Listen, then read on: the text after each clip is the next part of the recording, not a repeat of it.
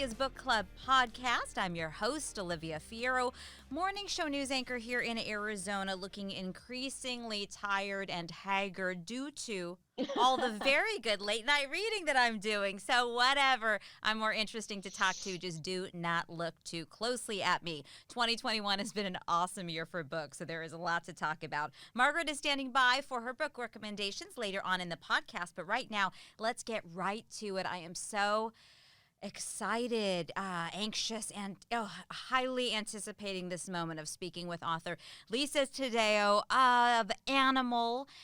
It is the book that is, I'm just kind of feel like I'm seeing it all over the place, and everybody is having a lot of feelings and intense discomfort, maybe, while reading it in the most positive way, meaning that it is compelling and it is making you think and feel.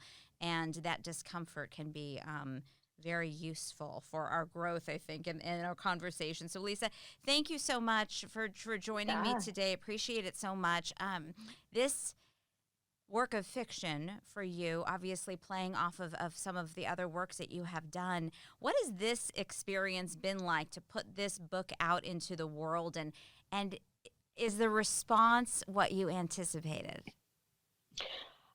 Yeah, I mean, I definitely, I must say I knew that, unreliable, unlikable female narrators were a tricky sort of, needle to Yeah. thread, but I did not know exactly how much until releasing this book. What's funny is when people say to me, Joan, the main character, who is rather forthright, I would say is one way of describing her. People are like, "Well, how do you feel about creating an unlikable narrator?" And I'm like, "Oh, geez, I didn't realize she was unlikable." But what I'm fascinated by in both writing and in life is truth and the darker side of human nature.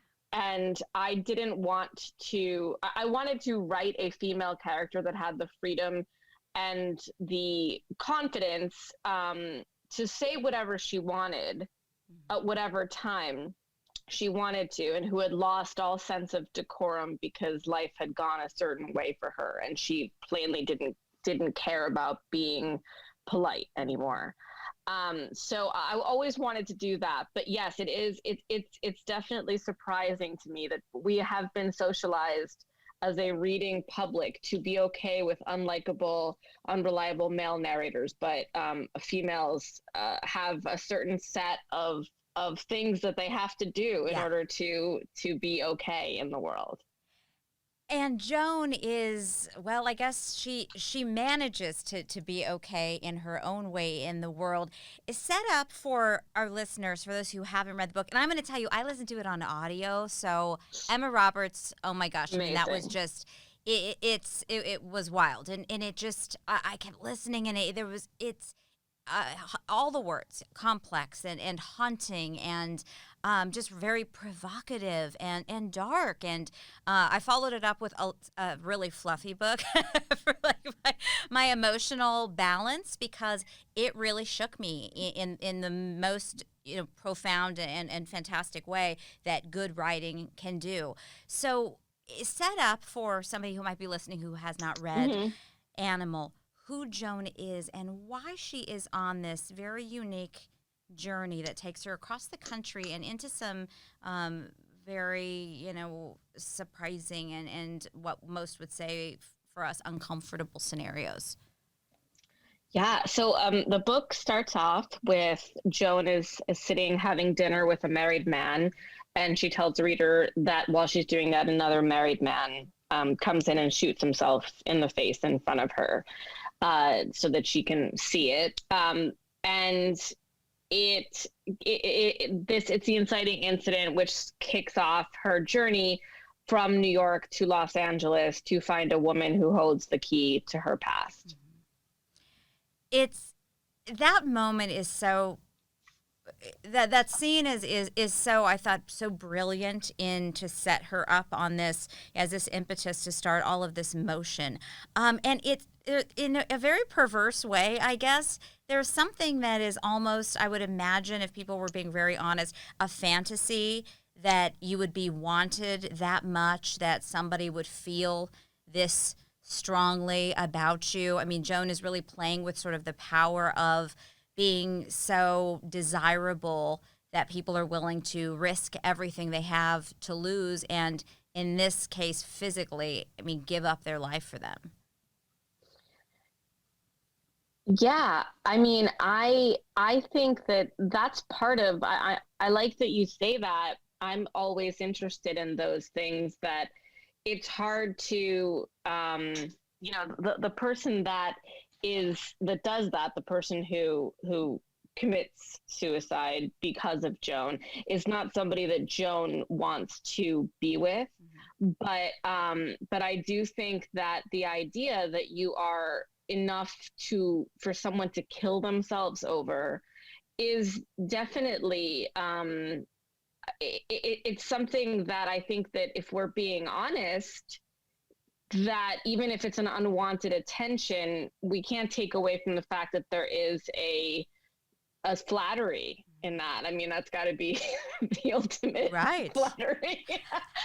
But that's part of the book is dealing with that though too. The idea of being likable, of wanting to be likable to someone that you do not like, and how often we do that in general, and how often we kind of we keep things warm just in case. And it's a treacherous thing that people do, but so much of what we do for our own survival is treacherous, and I'm just so interested in unpacking all of that.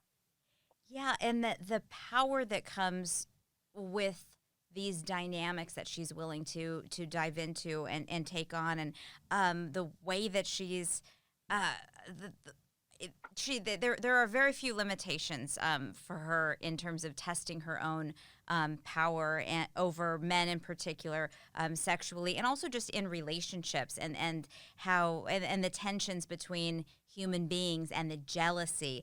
So also the setting when she goes. Talk to me about how you crafted the environments from the East Coast to the West Coast in this Topanga Canyon setting. And I mean, it's so visceral, it's so there, and it seems to be very important to this moment in her life.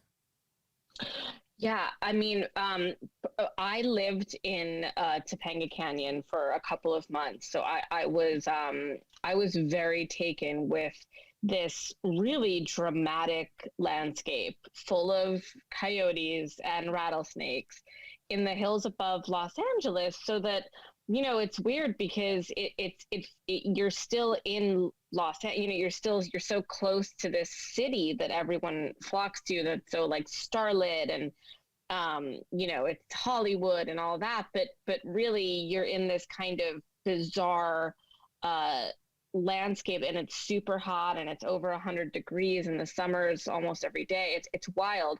So for me, it was important that that Joan's environment echo the kind of the stifling nature of what was going on in her own brain and life.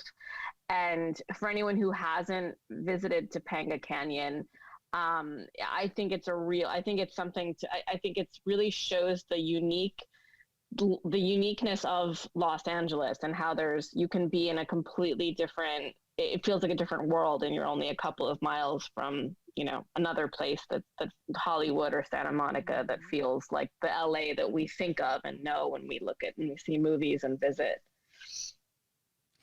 When you're writing about Joan and about these dynamics of hers in these relationships, I mean, it is also about grief. It's about loss. It's rage. It's I mean, value and physicality and sexuality, but rage and anger and putting voice to what maybe many women experience simmering under the surface. And in particular, Joan has been through a lot in terms of dramatic family history. how did you tap into that? Why was it so important to capture that? And I mean, I guess would that be the most powerful emotion that's fueling the storytelling for Joan? Grief is, yes, Mm-hmm. absolutely. And grief, and so something happens to Joan when she is a child, Mm-hmm. when she's 10, that affects the trajectory of the rest of her life forever. And it was important to me to really show the way that something that happens when you're a child can affect the rest of your life, can just reverberate for the rest of your life throughout every instance, through things that have nothing to do with grief are affected by grief forever. And and so grief and the loss that comes when you are a child, I think the loss that comes from when you lose your parents as a child, which is one of the things that Joan suffers. It's something that really uh that just I was so interested in how that permeates through an individual's lifetime. So that's the number one emotion, I would say, is not so much grief, but the rage that comes from grief. Okay. And it's there's obviously an emptiness in her from this loss that makes her probably unable to be sated in any meaningful way, which also would fuel that anger and rage and frustration with the circumstances around her whole environment as she's trying to kind of regain some power and figure some other things out. Um, how did your work for Three Women and the women the real people that you have talked to about emotion and about heavy deep stuff help you as you're writing this novel and creating these complex lives?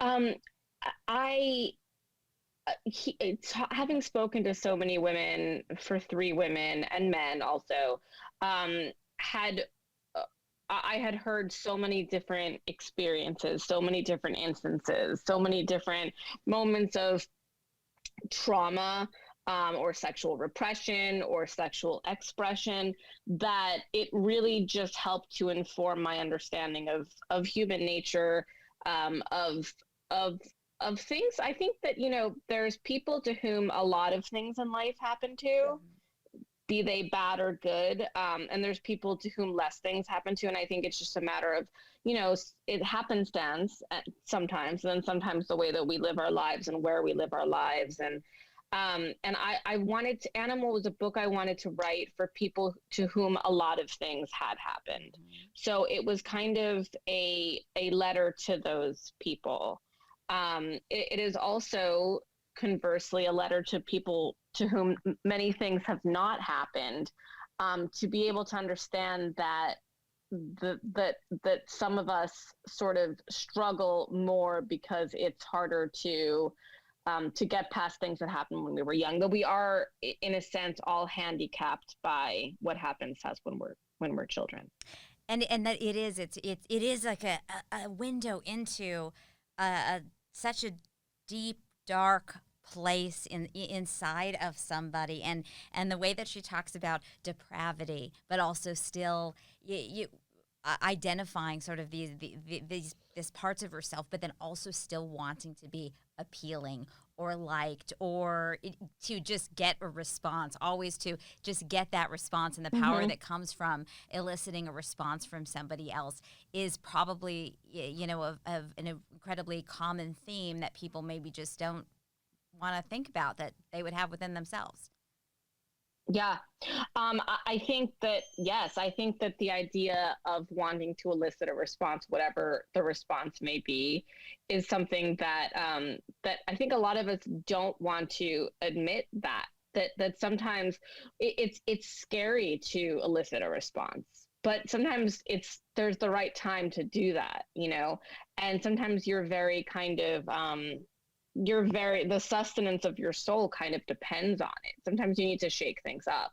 And I really wanted a narrator who was ready to shake things up, who had, in a sense, lost everything enough that she wanted, that she could just do. Because I think that when you get to a certain point, when you sort of crossed over into a certain point of no return, the only thing that is really stabilizing is the idea that you have nothing to lose and that you can just do whatever you want. And the freedom of that is sometimes the only thing afforded to people who have lost everything.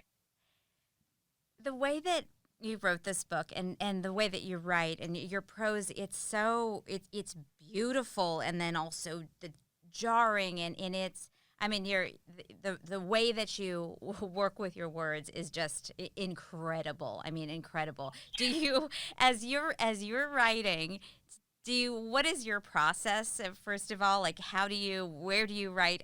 What time of day do you write? Are you very, structured? Did you know where the story was going? But also, are there moments where you just sit back and read to yourself what you've written and go, God, damn, that's good. So good. I would love to see that moment, God, I'm good. Wow. That is so kind. Thank you so much. I don't have, I have a 6-year-old, so it's very, I write when, I wrote most of Animal. I was getting my MFA at Boston University after finishing up Three Women. And I was writing in sort of fits and starts, like, in the middle of the night, but for the most part, process wise, I like to write in the morning or late at night when no one is awake, because I feel like that's the only time that I'm not going to really be bothered.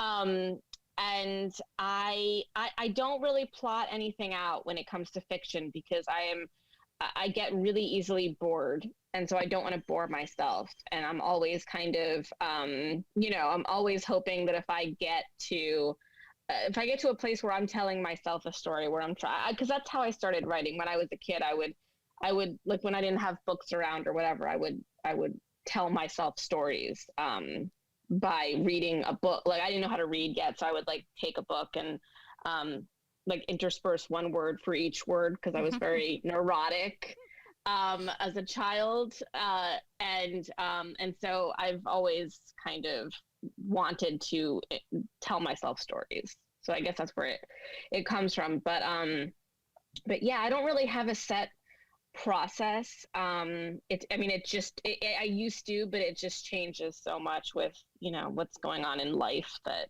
I do what I can when I can. It is even more interesting to think about you having a little kid at home when you're writing this, because my son just turned 9, and so even when I was listening to this, it's like it was putting me in a headspace where that's a hard transition, just to, even as a reader, to get back to, okay, yes, I need to be a human to you, and kind of I'm answering to you right now, because I'm all up in here, and this is where I'm living right now. So, and you don't get it; it's too dark and too complicated for you. So to be creating that story and then also do the quick switch would be, very challenging. Thank you. It was challenging. It was, and it's funny, when my daughter, when I was editing it, she started learning how to read, and she was like looking over my shoulder, and and she'll like just read things aloud, and I like, at first I'm just like, oh, like there's no F word on this page, so that's okay. And then I'm like, oh wait, I hear my little sweet 6-year-old daughter's voice saying these things that her depraved, to use Joan's word, mother is saying, and I'm just like, this is screwed up, man. I gotta do something. I gotta start writing children's books. I gotta do something different. That would just be like great journal entries for you to publish, when it maybe in second publishing, or goes into paperback or whatever, the ads, Mommy, what does fill in the blank mean? On and on and on. Exactly. Maybe we'll do that. So we always sort of think, as a reader, we sort of believe that we're getting inside the mind of a writer when we're very immersed in their work. And we just, regardless of loving to read, we all kind of confuse the idea of fiction, and we're sure that this person really feels this way or that way, or is revealing something about themselves personally. And so are people surprised when they meet you at it's, how maybe light and easy you are to talk to if their introduction to you is, say, a work like Animal? Yes, totally. And I get really bummed out because I forgot who it was. It wasn't Animal. It was with Three Women. The Dutch publisher of Three Women met me in New York after she had already purchased the book and decided she was going, and she was like, after having lunch with me, she was like, oh my God, I was so scared that you're so. And I was like, well, can you do me a favor? Can you please just keep the dream alive? Can you tell people that I am scary? Because that is awesome. Because she had told me the story of another author that she was petrified of. And I was just going, oh my God. Oh, she sounds so interesting. So yes, it happens a lot. And I'm always like, shoot, I need to figure out how to be more. I think people are pleasantly surprised, but also a little bit oh, I thought she was going to be powerful and whatever. And she's just a mom who's depressed. Just a depressed mom, just another depressed mom. God, just like everybody in my neighborhood. Come on. I was going for a real sociopath or something. Exactly. So, when you first started writing, did you picture yourself creating, say long ago, if you had encountered a character like Joan in something that you were reading, what do you think your response would be? And I mean, I guess with any great book and great character, your response to that character is probably different at different times in our lives, right? Whenever this book comes into our life based on what we're experiencing or maybe even what we have just read or what we're in need of. So how would you have responded to Joan if you were reading her years ago? I mean, I can say I probably would have been really excited because I was always looking for characters like her. I found them mostly in male narrators more so, and I think that's something that I always wanted to hear a female kind of be unleashed in a certain way. But yes, I mean, anytime that I've seen or read, actually, one of the books that was a huge inspiration for me, one of my favorite books, is The Dry Heart by Natalia Ginzburg. And I think there are some, that was a book that when I read, I was like, oh, wow, this is the kind of sort of honesty in storytelling that I am after. So I think I would have been excited to read it. And I imagine that there are a lot of future writers or people who are devouring this and your work, and it's triggering that in them. Do you get a lot of questions from aspiring writers about what they should do or how they should proceed, and also how to be brave about, like you say, I mean, not trying to fit into these parameters of having the likable gal that we're rooting for? Mm-hmm. Yeah, I love questions from aspiring and young writers in general. I love answering those questions because I had a hard time. I think all almost any industry is going to have its, whatever difficulties. But I went through a lot of things.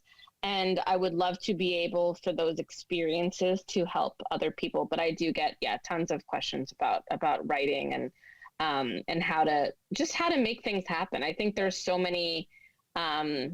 so many different paths. And I'm always so happy to describe my own and to sort of, advise on how somebody might just get to where they want to go. We're in a unique time period right now, coming out of feeling so locked up and under so much stress. And the pandemic sort of seems like it has shaped not only some of what we're consuming, but the way that we're consuming things now.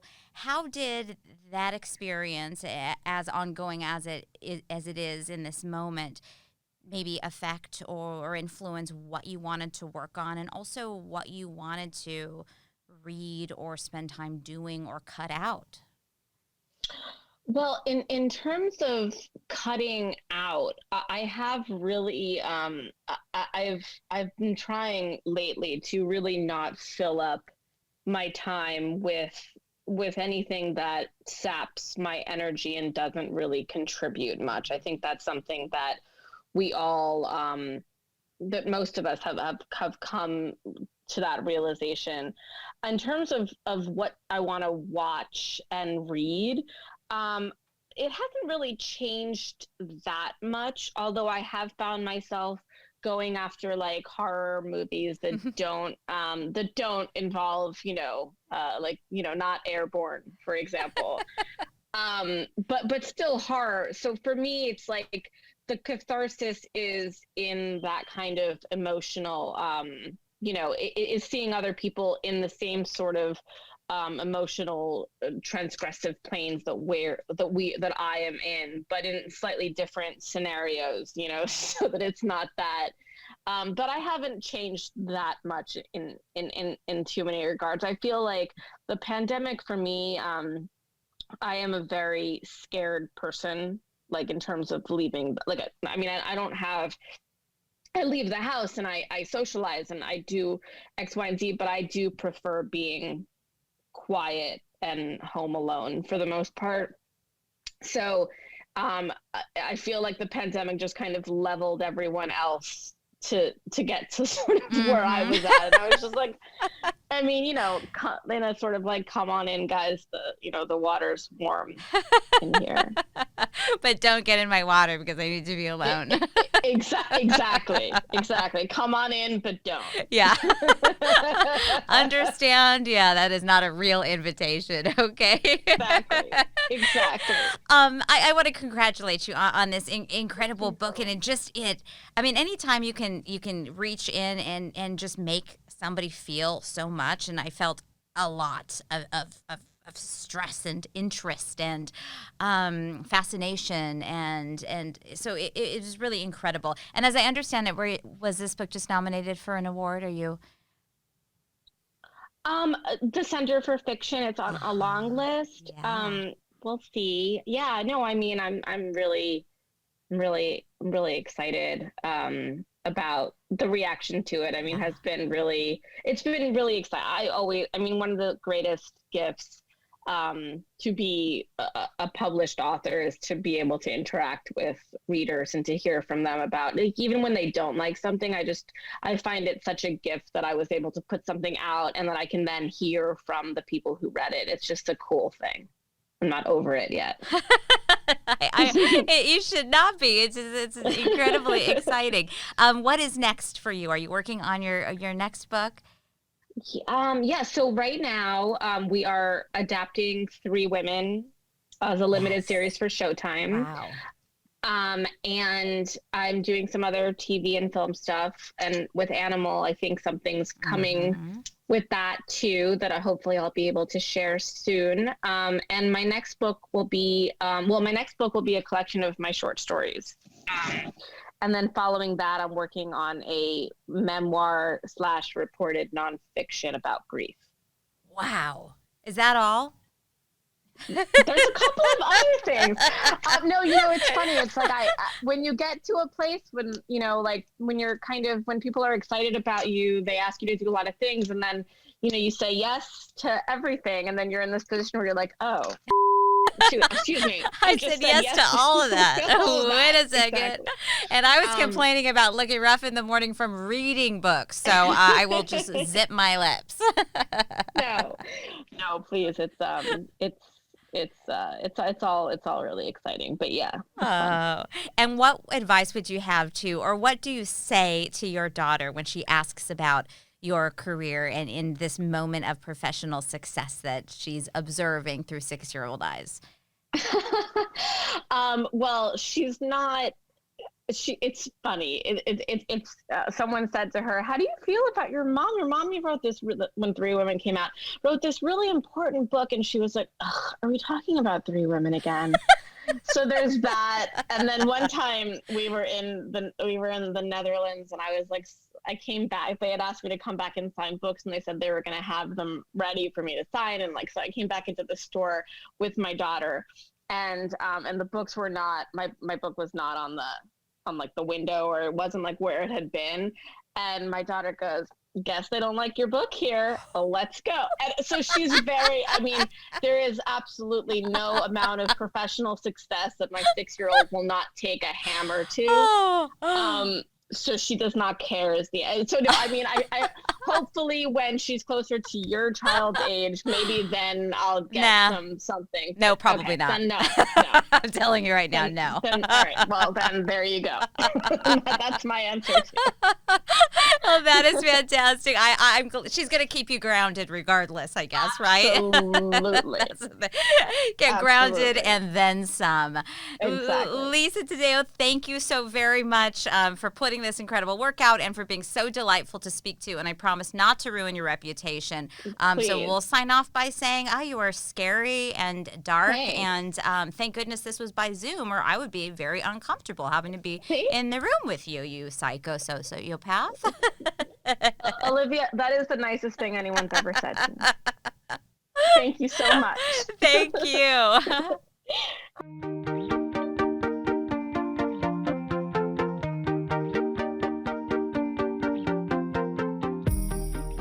What a delightful interview with Lisa Taddeo of Three Women and the new novel Animal. And she is right. If you read the book and you had an expectation of what she would be like, you would be very nervous. And in truth, I only invited her on the podcast after I saw her doing a chat with Gillian Flynn. And I was just completely fascinated by this book. And I thought, oh, wow, she seems really normal. She's not like I thought she was going to be. So it's just really cool. I think it's fun that there are so many incredible authors we've had on this podcast and others that are coming up that they get so into these very dark spaces. Yes. And even very light spaces. And they're just, it seems very different from who they are as normal people. Yeah. And sometimes it's very exciting to see that. I think what's interesting, what Lisa had to say about not necessarily knowing she created an unlikable character. Think about how many books that we read that have likable characters. Isn't it kind of fun to read something where you cannot stand them or the choices they're making or don't understand why they are going through something the way that they are and making those choices? I had a similar thing about maybe it's not the same by any means as far as genre, but the city of Girls. Oh, yeah. Everybody loved that. But Elizabeth Gilbert. And I liked it. I just didn't feel the character was super likable. But we had a discussion about another book about, feeling that a book should go a certain way, right? Rather than being enveloped in the story you are reading currently. Yes. So after having that conversation, I've kind of taken a step back and looking at how I look at one piece of work versus trying to compare it with everything else. Right. And I think that's kind of the trick here with Animal and other stories that are take you to those harder places, that you have to kind of remember that you're reading a work of art. Yes. It's not something that you get to decide. You choose it based on your likes. And otherwise, you're not reading everything that's always light and hunky-dory, right? You want that kind of depth. So I haven't read Animal yet, unfortunately. I'm waiting for it. The way that she writes is just ridiculously beautiful. It's high level, but it's a very unique book, but it is one of those books that, people I think need to know more about it and choose it Right. with a little bit more knowledge about what they're going to get, because it's going to take them to a very dark place. Right. It was really hanging with me. So I had followed it up with To Sir with Love, the Oh, Lauren yeah. Lane that we're talking about here as a podcast episode as well, because that was literally rom-com light. Right. So it was like I was at a pendulum swing and I needed somebody to bring me back up. But this book, Animal, I mean, I really just, I thought it was a masterpiece. So I wouldn't recommend it to everyone because I think it's going to be very triggering for Right. individuals, and it's a choice that you have to make after, reading about it. But, oh my gosh, so I'm so happy that we were able to talk to her, and I know that it's going to be the kind of book that is going to be in dialogue, in classrooms, maybe even in, group discussions for many, many years to come. Yeah. And I think she had a really good point about kind of embracing these things that these dark places our minds go to, and it might be a little bit more taboo, but we are all, maybe not all of us, but a good number of us are guilty of letting our minds wander into those spaces, and just embracing that on the page is really lovely and a little different. But yes, I'm definitely the pendulum swinger. Like, if I'm dark over here, I gotta go light next. Yeah, and I'm just intrigued by these artists, these writers who they get that part of their psyche out on paper. Yeah. And then it seems to be the key to living a really pretty Fascinating. cool, functioning life. Yeah. Because instead of being just all caught up in your head, I mean, it's all told in a narrative, which is really, I don't know. So I just freak out over them because they're just all so talented. I know. So you were thinking about some other books, Margaret, that also kind of gave us some challenging characters or scenarios that were worthwhile but maybe tough. Yes. And it's funny, I have the tendency to sort of choose books without necessarily reading what they're about, based on author, very big for me. And cover art, I know that's crazy, but it's kind of like, you pick the horse at the races that has the cool name, something like that. I really base it off of other things that I've enjoyed as well. And I get so many books that at some point I just stop reading the blurbs. So I read a Karen Slaughter, book. I'd read several others. This one's called Pretty Girls.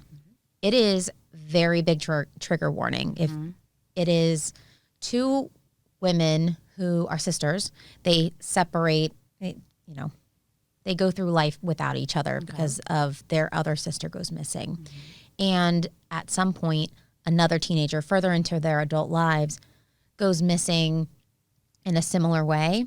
And then a man turns up dead that may connect all three of them. And so they kind of go into this kind of self-investigation of trying to figure out what happened to these girls, if they're still alive, if they're not. And they uncover a lot of very, very disturbing, hard topics. We're talking rape, we're talking kidnapping, and it's not just mentioning of it, it's fairly graphic to a point where, I mean, it's the heaviest of the Karen Slaughter books that I have read, and I've read about 5 or 6 of them. And it was very heavy. And I know one of our listeners had a very hard time on Goodreads rating it. Like, how do you even rate something like this? I think it's one of those books like Animal that kind of delves into a topic that many shy away from.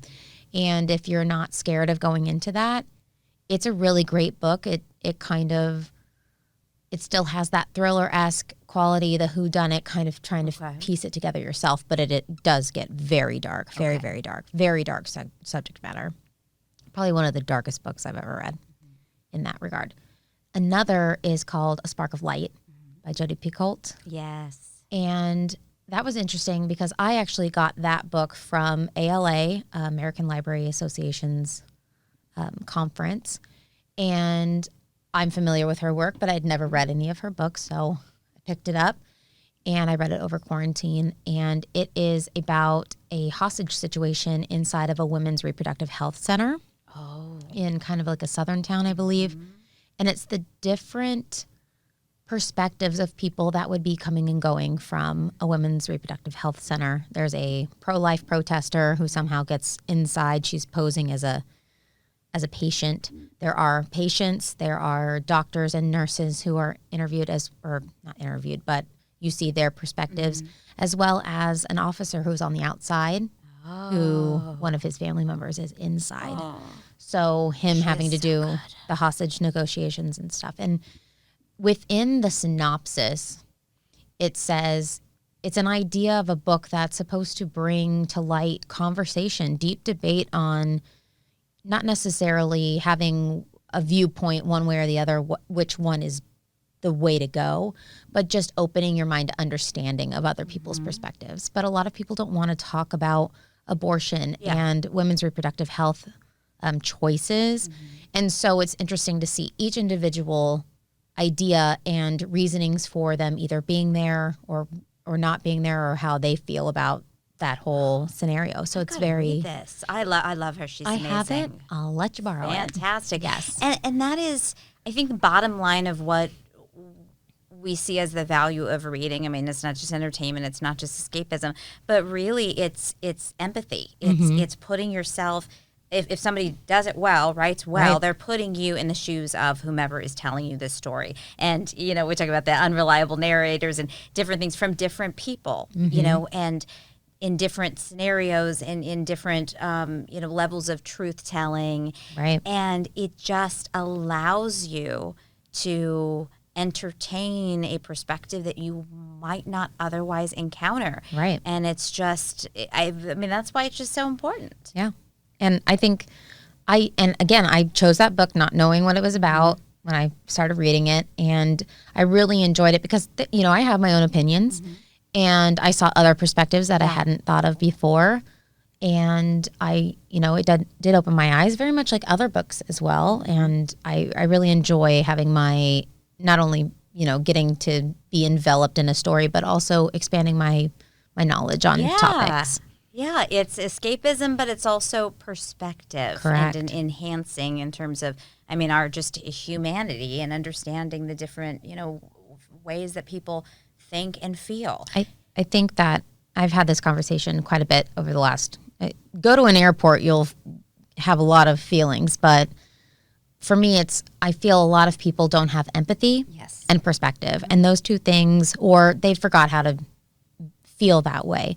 And just having those brought to you in a different form than somebody just telling you you're not being empathetic, you're not seeing it from my perspective, just having a book tell you that kind of storyline is, I think, helpful to further us as humanity.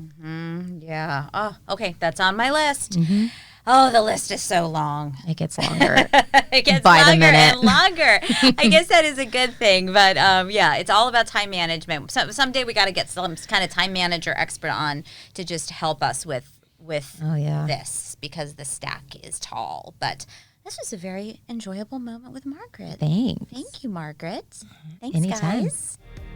I'm your host, Olivia Fierro. Our producer is Margaret Stewart. We want to hear from you, so send us an email to oliviasbookclub@azfamily.com. Let us know what you're reading, and check out the Olivia's Book Club Facebook group, or you can follow along on Instagram @olivias.bookclub, or Margaret is at Overbooked and Overdue. Make sure to rate and subscribe to this podcast, and please tell your friends.